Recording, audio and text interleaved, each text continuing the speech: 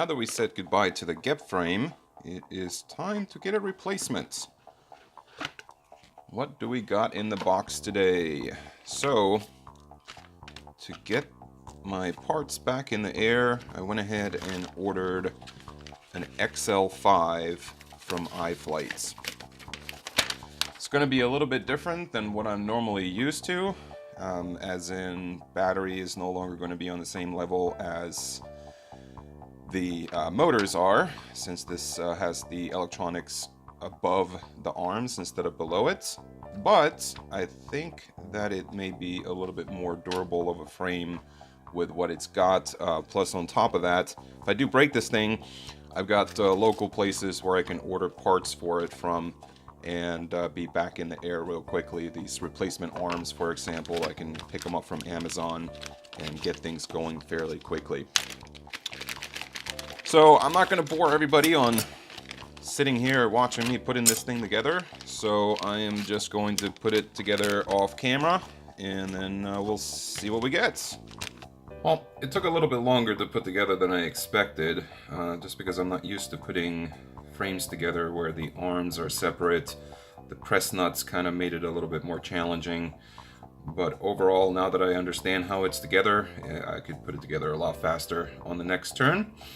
Only difference that I did based on the parts that it came with, I am using some 25mm M3 bolts that run through where the 30x30 stack is. I really don't like plastic hardware. I think on a big crash that can get you into a lot of trouble. So we opted with that. Put the camera in there already. It does have fairly decent protection for the camera. It does stick out just a very little bit, but I think it's going to be just fine. Yeah, next thing we need to do is get all the parts from the Gep and get all of that put inside here.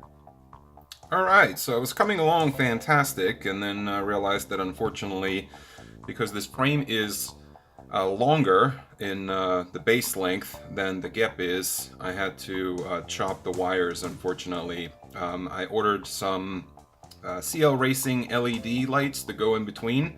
Should be a nice little addition since this frame does not have LEDs like the Gep did.